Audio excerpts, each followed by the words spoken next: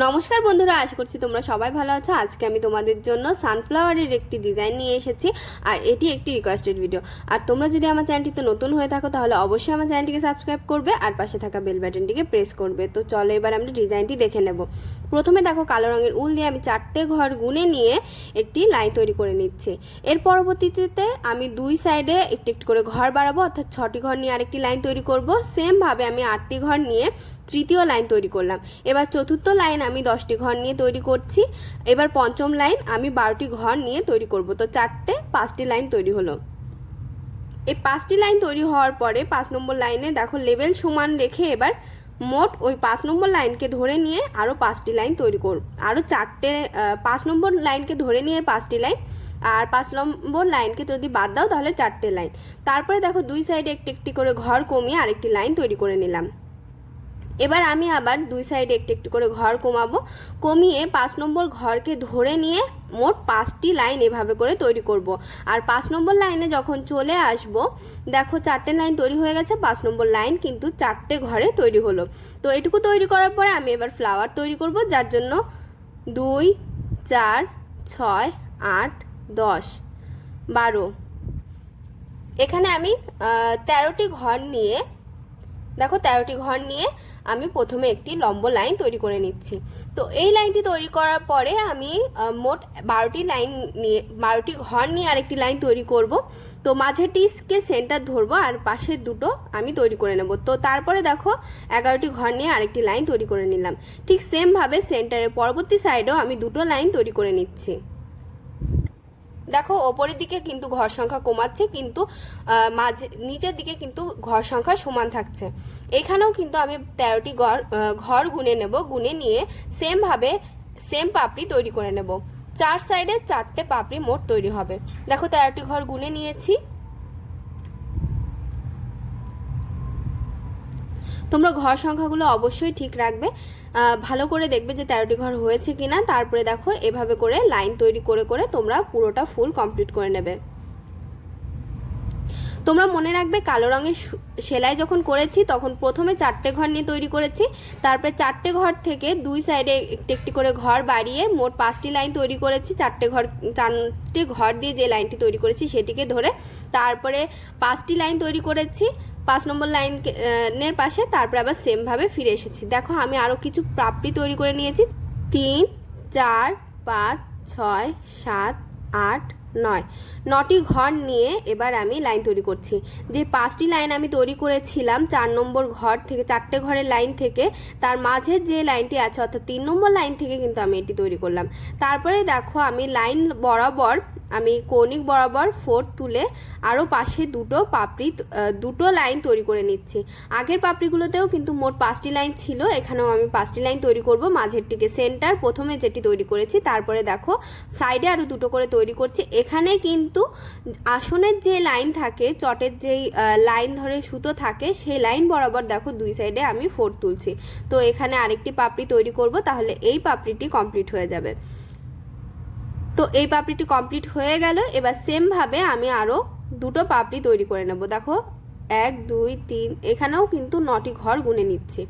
তো 9টি ঘর গুনে নিলাম। এবার আমি সেমভাবে প্রথমে 3 নম্বর ঘরে এসে 4 তুলে আবার সেমভাবে পুরোটা পাপড়ি কমপ্লিট করে নেব।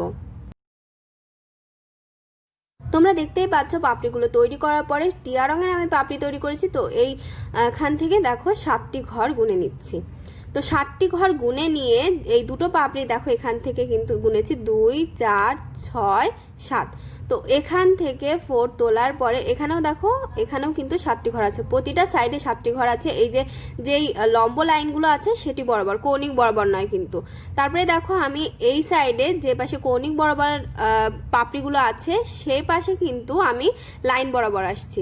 দেখো এর পাশেও কিন্তু আমি লাইন তৈরি করছি। দেখো লাইন বরাবর, আসনের চটের লাইন বরাবর। তো একটি লাইন তৈরি হলো। মাঝেরটিকে কিন্তু সেন্টার ধরবে তোমরা, মাঝেরটিকে সেন্টার, আর পাশে দেখো একটি লাইন তৈরি হলো। এবার আমি 2 নম্বর লাইন তৈরি করছি। এবারে 3 নম্বর লাইন তৈরি করব। এখানে কিন্তু এই মাঝেরটির পাশে 3টে করে পাপড়ি তৈরি হবে। এখানে তোমরা আন্দাজ মতো ফোরগুলো তুলবে। নিচের দিকে তোমরা কিন্তু একই জায়গা থেকে ফোর তুলতে পারো বা একটু সরিয়ে ভেতরের সাইডেও দিতে পারো, পাপড়ির ভেতরের দিকেও কিছুটা দিতে পারো, তাহলে কিন্তু এই জায়গাটা ভরাট লাগবে। আমি কিন্তু ভেতরের দিকেও কিছু দিয়েছি, আবার সেন্টারের বরাবর কিন্তু দুটো এক্সট্রা ফোরও কিন্তু আমি নিয়েছি। তো এখানে দেখো এই বরাবর কিন্তু কৌণিক বরাবর লাইন তুলবে, কৌণিক বরাবর 3টে লাইন।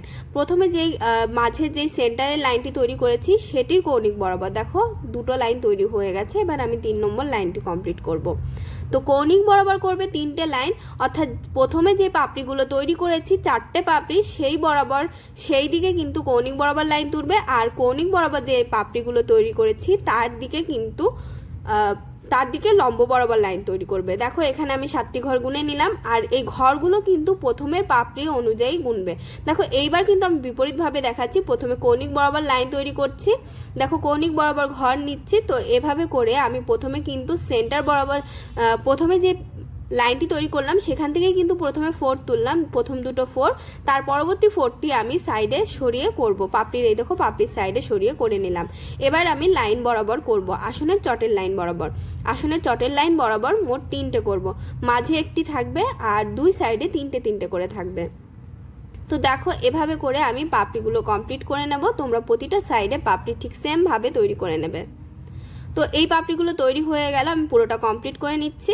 দেখো পুরোটা কমপ্লিট করে আমি কিন্তু কিছুটা ভরাট করে নিয়েছি। এবার আমি দেখো আরও কিছুটা অংশ ভরাট করছি। আর এখানে দেখো কৌণিক বরাবর যে পাপড়িগুলো আমি তৈরি করেছি হলুদ রঙের, সেটির ওপরে সেন্টার বরাবর কিন্তু আমি এখানে কৌণিক বরাবর এখানে লাইন তুলছি।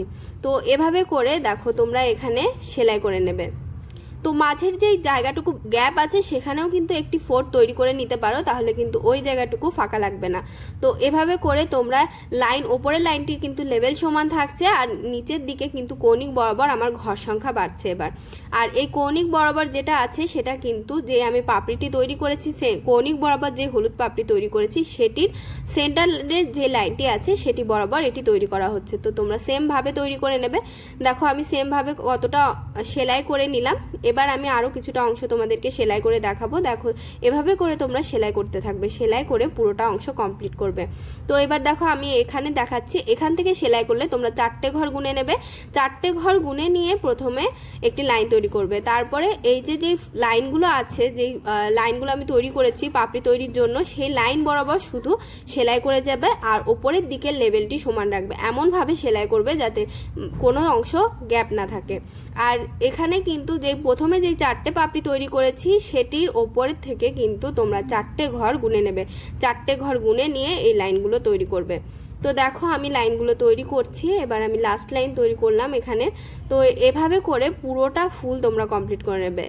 এখানে দেখো এখানে কিন্তু আমি একটা লাইন তৈরি করে নিচ্ছি। তোমরা চাইলে কিন্তু এমন করে ছোট ছোট লাইনও তৈরি করতে পারো, বা এই দুটো লাইন যেখানে গিয়ে মেশে সেখান থেকে একটু টান দিয়ে সেখান থেকে ফোর তুলে সেলাই করে নিতে পারো। তো দেখো এই কোনাটি কিন্তু আমি কমপ্লিট করে নিলাম। তোমরা সেমভাবে পুরোটা ফুল কমপ্লিট করে নেবে। তো দেখো পুরোটা ডিজাইন কমপ্লিট হয়ে গেছে। ডিজাইনটি তোমাদের কেমন লেগেছে কমেন্ট বক্সে জানাতে ভুলবে না। জানাবে কোন ধরনের ডিজাইন দেখতে চাও, আর ভিডিওটি ভালো লাগলে লাইক শেয়ার করবে এবং অবশ্যই আমার চ্যানেলটিকে সাবস্ক্রাইব করবে।